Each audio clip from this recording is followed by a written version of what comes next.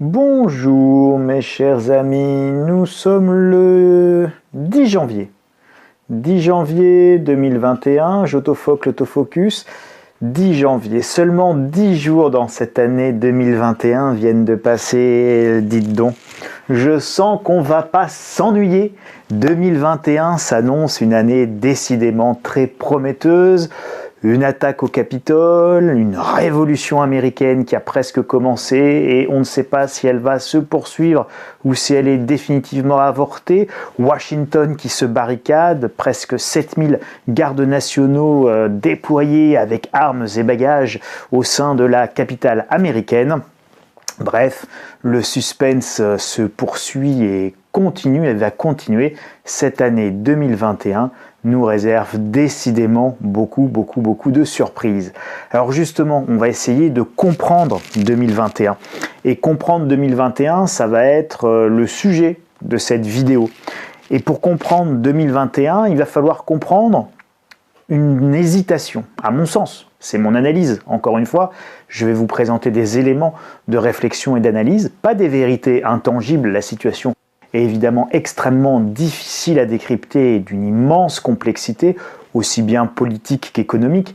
Donc je ne vais pas vous dire quoi penser, mais partager avec vous, encore une fois, un certain nombre de réflexions qui mènent et qui conduisent à une analyse. Et puis cette analyse, évidemment, elle est évolutive. Effondrement, grand reset ou austérité. Et c'est un peu cette triple hésitation, ou ce triple risque, ou c'est un peu ces trois probabilités, ou ces trois hypothèses auxquelles nous allons être confrontés en 2021. Voilà, 2021 a déjà commencé, encore une fois sur les chapeaux de roue. Et donc comprendre 2021, c'est comprendre cette hésitation, notamment entre le grand reset et une politique d'austérité. Alors je fais effondrement, grand reset, politique d'austérité, tout en sachant qu'effondrement et grand reset en réalité vont ensemble.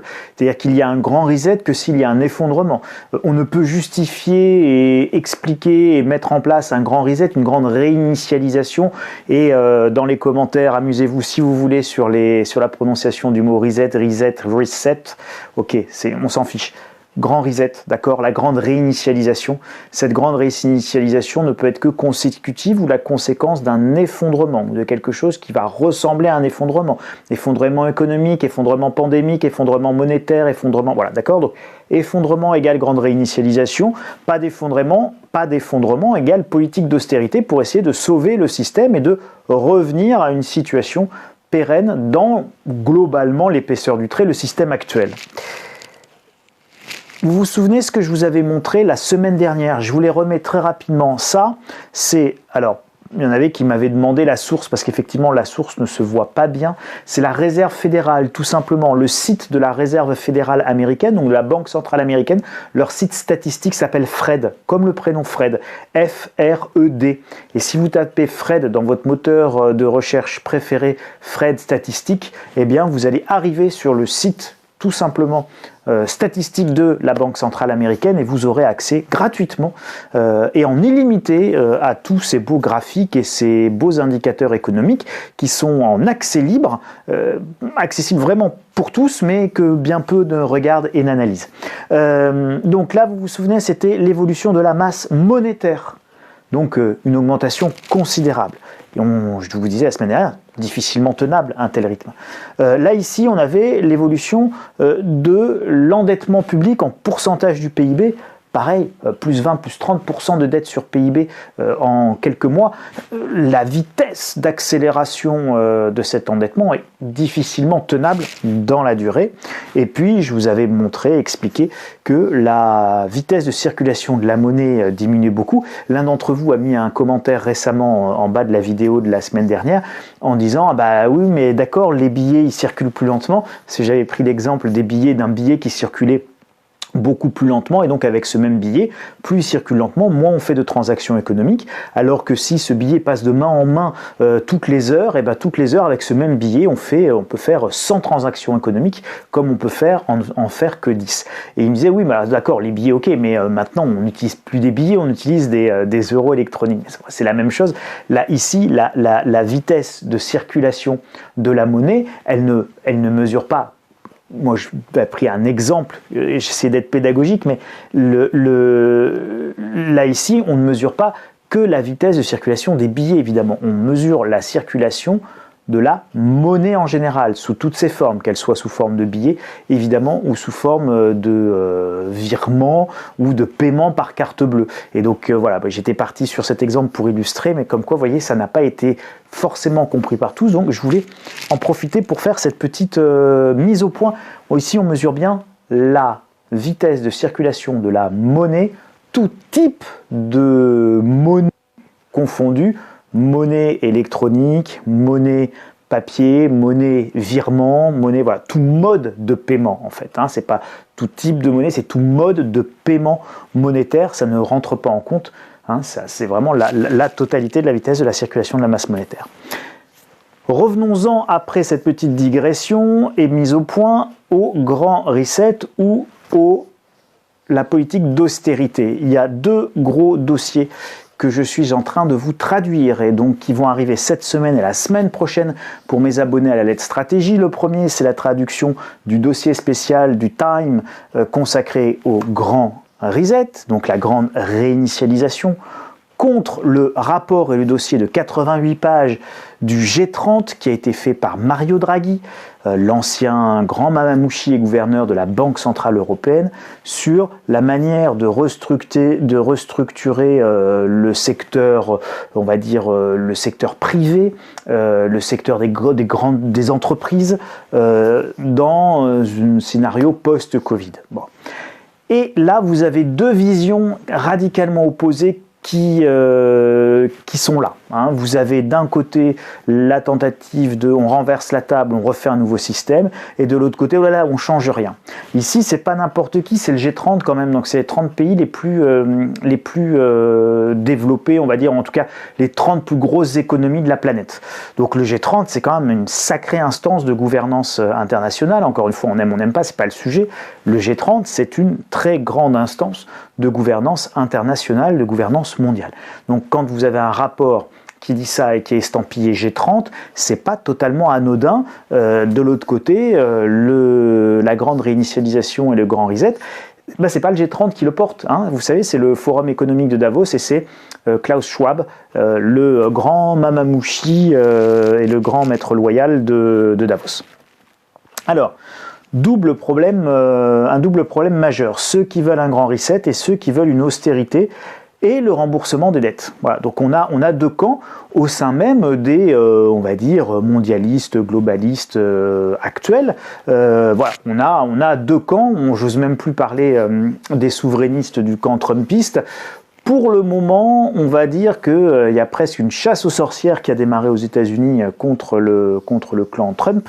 On va bien voir ce que ça va donner. Je ne suis pas persuadé que ça se passe très très bien dans les jours et semaines qui viennent. Et pour Biden, ça risque d'être quand même, à mon sens, assez compliqué. C'est en train de se tendre absolument terriblement aux États-Unis et c'est assez inquiétant. Et ça sera d'ailleurs l'une des inconnues économiques de 2021 parce que souvenez-vous, j'avais fait un dossier intitulé « La seconde révolution américaine ». Vous imaginez bien que si on va vers des affrontements très forts ou très intenses aux États-Unis, ça aura des répercussions économiques qui seront évidemment mondiales, boursières mondiales, etc., etc. Donc c'est une situation à surveiller comme le lait sur le feu, ce qu'il se passe actuellement aux États-Unis, en dehors de toutes les convictions personnelles de chacun. Donc, je voulais juste vous montrer et vous dire quelque chose.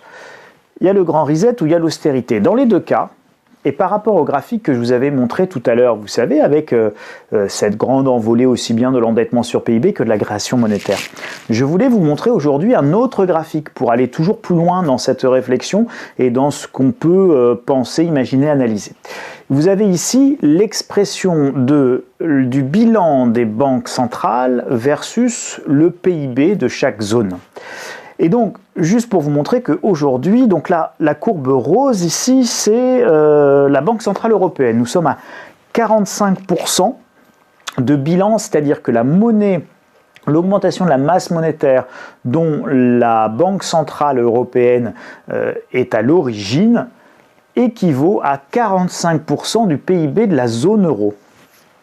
Pour information, au Japon, c'est la courbe blanche, on est déjà à 112%. Donc vous voyez, entre la BCE, qui est d'ailleurs plutôt à 50% actuellement que 45% par rapport à ce graphique, et le Japon qui est à presque 113-115%, nous avons une très grande capacité encore d'augmentation de la masse monétaire, et que je sache, le Japon ne s'est pas encore effondré. Mais plus intéressant, parce que là aussi, nombreux seront ceux qui disent « Oh là là, moi j'ai pas forcément confiance dans le dollar, dans l'euro ».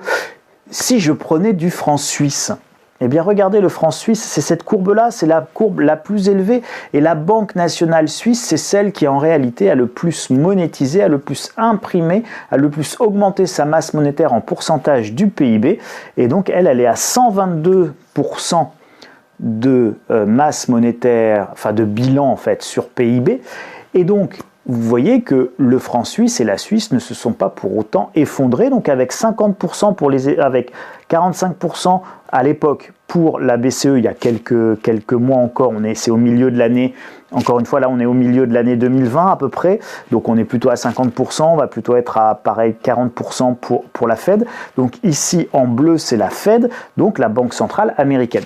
Donc 31%, 45%, vous voyez, on a beaucoup de marge de progression.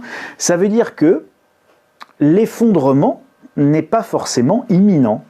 Quand vous voyez ce graphique-là, quand vous voyez les premiers graphiques que je vous présentais la semaine dernière, on peut se dire oh, l'effondrement est imminent. Mais quand on le relativise avec ce graphique-là, on se dit il y a encore de la marge. Alors évidemment, il y a encore de la marge, mais tout va dépendre aussi de la confiance des ménages. Et dans l'économie, la confiance, c'est quelque chose d'important. Tout va dépendre de la confiance et des anticipations des agents économiques. Évidemment, vous imaginez si on repart encore 3e confinement, 4e confinement, la vaccination qui ne marche pas, le nouveau variant, on injecte, etc. Bref, donc vous voyez, il y a beaucoup de les jeux sont complètement ouverts sur cette année 2021. Donc justement, à propos d'épidémies, de pandémies, etc.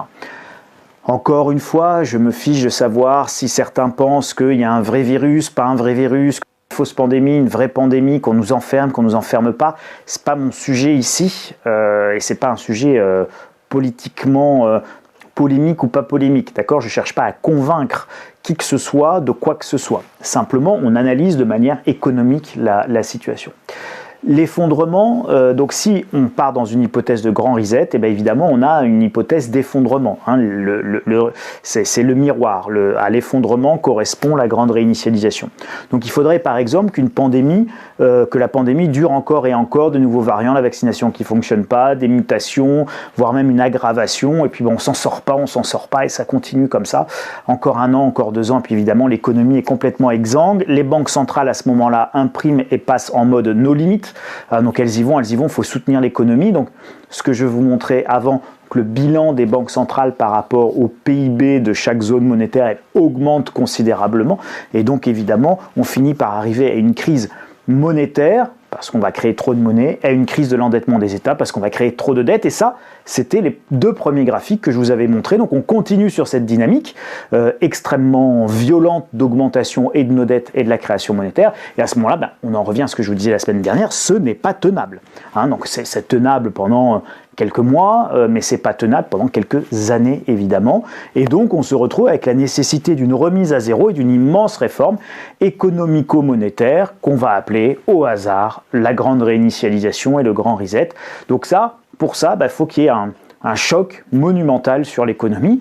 Typiquement, la pandémie correspond à ce type de choc monumental. Vous avez la seconde révolution américaine qui pourrait venir amplifier ce choc, évidemment, qui, pareil, a le potentiel nécessaire à provoquer un effondrement. De l'autre côté, l'hypothèse de l'austérité, du sauvetage du système.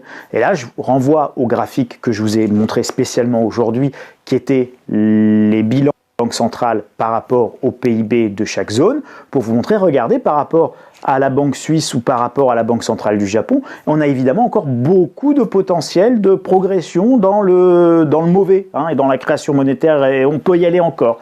On a encore du potentiel. Et donc, ça voudrait dire quelque part qu'on peut avoir la tentation de se dire non, mais attends, le système il est sauvable, donc imaginons que la pandémie passe, que les vaccins fonctionnent, qu'on réussisse à enrayer la mécanique et à faire repartir notre économie un peu comme avant, et bien à ce moment-là, Vous pouvez vous reporter à ce rapport que je suis en train de vous traduire de 88 pages de Mario Draghi et de Rajan, l'ex-gouverneur de la Banque d'Inde, Banque centrale d'Inde. Et donc là, on a sauvé la monnaie, sauvé la solvabilité des États comme objectif, l'austérité et le paiement des dettes, la salade grecque pour tout le monde, c'est-à-dire que souvenez-vous ce qui s'est passé au début des années 2010 pour la Grèce et le programme et la cure d'austérité terrible à laquelle la Grèce et le peuple grec a été soumis, eh bien c'est évidemment ce qui pourrait nous attendre avec austérité, contraction, récession et déflation. Alors, vous imaginez bien que, ah oui, ça, lui, c'est le patron, ce monsieur, c'est le patron de la Banque centrale allemande, l'équivalent de Villeroy de Galhau et de la Banque de France en Allemagne, la BUBA, la Bundesbank. Et il a dit, nous ne prendrons pas en considération les coûts du service de la dette souveraine si la stabilité des prix impose des taux d'intérêt plus élevés. Je vous traduis, moins il y en a augmenté les taux d'intérêt, si moins il y en a avoir trop d'inflation ou trop de monnaie. Voilà, si tu augmentes les taux d'intérêt vu la conjoncture économique actuelle ou même future dans 6 mois, alors là on va tous au tapis, ça va être une catastrophe absolue, donc ça va être une austérité dévastatrice. Bon, moi j'y crois pas trop, mais en tout cas voilà ce qu'a dit Weidemann, le patron de la Banque centrale allemande. C'est pas très sympathique et c'est pas hyper friendly comme diraient les anglo-saxons en termes monétaires et en termes européens. Ça serait très compliqué comme politique pour la France, mais vous voyez bien que là, il ne vous parle pas de grand reset, quoi. Il ne vous parle pas de grande réinitialisation, il ne vous parle pas de brûler la monnaie, il ne vous parle pas d'aller au bout en mode no limit. Il vous parle de rétablir le système, et donc là, on est sur la ligne G30, en fait, exactement ce qu'a dit Mario Draghi.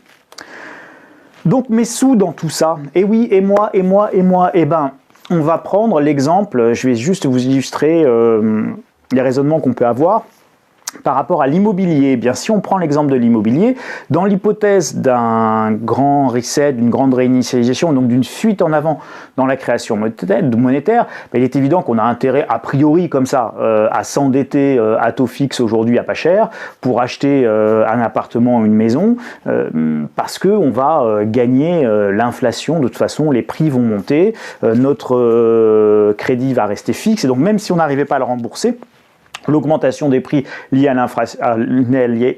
l'inflation ferait qu'on pourrait revendre la maison peut-être 3 fois plus cher que ce qu'on l'a acheté, donc de toute façon on pourrait toujours rembourser le crédit quand bien même on n'aurait pas de locataire solvable par exemple. Donc aujourd'hui rembourser en monnaie de singe, demain avec l'inflation ou l'hyperinflation des actifs, apparemment ça pourrait être hyper intéressant. Donc évidemment ça c'est si on va en mode no limit. Si on va pas, alors c'est valable pour l'augmentation de tous les actifs, ça va marcher avec l'or, avec les actions en bourse, etc. etc. Le problème c'est qu'on va vous faire du crédit que pour acheter un appartement, pas forcément pour acheter de l'or ou des actions en bourse évidemment. Mais imaginons l'autre hypothèse qui est celle du sauvetage du système actuel, le rapport du G30, alors là vous n'avez pas forcément intérêt à avoir un crédit, parce que si on vous augmente les taux d'intérêt, même si vous avez emprunté à pas cher, les actifs vont se contracter, on va partir dans de l'austérité, dans de la contraction, dans de la récession, dans de la déflation, et non dans la baisse des prix des actifs. Et alors là, vous serez plus payé sur votre loyer parce que votre locataire, il aura perdu son travail, il sera plus solvable. Et puis évidemment, la valeur de votre appartement, elle va diminuer. Et il va se passer exactement la même chose que ce qui s'était passé en 2007 aux États-Unis, 2007-2008 avec la crise des subprimes. Les maisons perdaient de la valeur. Et donc les maisons valaient moins cher que le crédit qu'il vous restait à rembourser. Donc c'était comme ça que les gens ramenaient les clés directement dans leur agence bancaire, il y avait des kits, etc. Ils ramenaient des clés, ils avaient des kits juridiques pour redonner la clé et en disant au banquier, voilà, débrouille-toi, je vais pas attendre que le shérif vienne avec le taser et le pistolet, je pars tout de suite, je te rends le truc, et puis mon hypothèque, ma maison, elle vaut moins que le crédit, c'est pas grave, voilà, je te rends les clés, terminées, toi la banque, tu te débrouilles. Donc ça, en gros, c'était pour vous montrer, dans un cas, on peut être très acheteur d'immobilier, par exemple, et dans l'autre cas, il ne faut surtout pas être acheteur d'immobilier. Et donc, vous voyez, c'est compliqué, là, justement, on met sous dans tout ça. Ça veut dire que, dans tous les cas, quand on a une approche un petit peu patrimoniale, eh bien, on essaye toujours de faire des placements face je gagne et pile je ne perds pas. Voilà, et ça, c'est ce que je vous raconte dans ma lettre stratégie, évidemment. Conclusion. Alors soyons modestes, et je voulais vraiment vous présenter ces deux hypothèses parce que je crois vraiment que c'est comme ça qu'on doit comprendre aujourd'hui 2021. On ne sait pas comment 2021 va basculer. Je n'ai pas la réponse et pour vous dire ma conviction profonde, pas la vérité, mais ma conviction profonde, je pense que personne n'a la réponse, pas même ceux qui nous dirigent. Aujourd'hui, ils ne savent pas eux-mêmes dans quel sens ils vont aller, parce qu'il n'y a pas, à mon sens, aujourd'hui, de consensus général dans un sens ou dans un autre, et que tout ça, c'est extrêmement compliqué à mettre en œuvre. Il y a des tendances, il y a des envies, il y a des souhaits, il y a des tiraillements, mais il n'y a pas aujourd'hui de consensus, et vous imaginez bien que pour faire une grande réinitialisation, il faut un consensus européen, mais évidemment mondial. Biden n'est pas encore à la Maison-Blanche, on ne sait pas encore comment tout ça va pouvoir changer, on ne sait pas quelle va être la marge de manœuvre de Biden aux États-Unis dans les mois qui viennent. Donc tout ça, en fait, c'est beaucoup d'inconnus qui font que celui qui vous dit « moi, je sais exactement ce qui va se passer en 2021 », eh bien, je pense qu'il est un petit peu présomptueux, pour le dire de manière sympathique et bienveillante. Donc un grand reset, le sauvetage du système actuel en allant jusqu'au bout de l'austérité, je ne sais pas. Ce qu'il faut en revanche, c'est surveiller la pandémie. Si les confinements durent, la probabilité de l'hypothèse du grand reset et de l'effondrement va prendre corps, si vous voulez. En revanche, si jamais l'épidémie passe, on peut avoir la tentation de sauver le système actuel et de repartir comme avant. Et donc là, avec un peu d'austérité et essayer d'assurer la solvabilité des États le plus longtemps possible. Et on a encore du mou, c'était ce que je voulais vous montrer. On a encore effectivement la possibilité de le faire. Et donc, ça peut être une possibilité. Et donc, le point de bascule pourrait ne pas se situer sur 2021 en réalité, mais plutôt sur 2022 ou 2023 pour savoir si on va plutôt aller vers une grande réinitialisation ou plutôt sur un sauvetage du système économique actuel qui pourtant est évidemment bien mal en point. Alors, restez à l'écoute, abonnez-vous au site insolentiae.com évidemment, mais vous pouvez aussi vous abonner à la lettre stratégie que vous trouverez dans la boutique ou en cliquant sur le petit i machin qui doit figurer sur l'écran lorsque vous regardez cette vidéo et qui vous permettra, pour ceux qui souhaitent aller plus loin, eh bien d'avoir notamment la traduction du dossier spécial du Time sur le grand reset et puis la traduction avec évidemment mon analyse à chaque fois du rapport du G30 et de Mario Draghi et de Rajan, l'ancien gouverneur de la Banque centrale indienne, qui vont vous éclairer sur ce qui se passe aujourd'hui dans la tête de ceux qui nous dirigent, dans un sens comme dans l'autre, et donc connaître toutes les hypothèses, c'est évidemment vous permettre de mieux vous positionner par rapport à toutes les possibilités. Et encore une fois, avec toujours un objectif, face je gagne, pile je ne dois rien perdre, et donc c'est toujours comme ça qu'on doit essayer d'aborder les choses, mais pour ça il faut avoir la connaissance la plus fine possible de son environnement. Évidemment, vous avez le droit de me mettre un gros doigt bleu de Schtroumpf et de vous abonner à la chaîne Le Grenier de l'Écho et puis de passer toutes ces vidéos à vos amis, à ceux que vous aimez, voilà, parce que c'est plutôt chouette de partager ce genre de choses.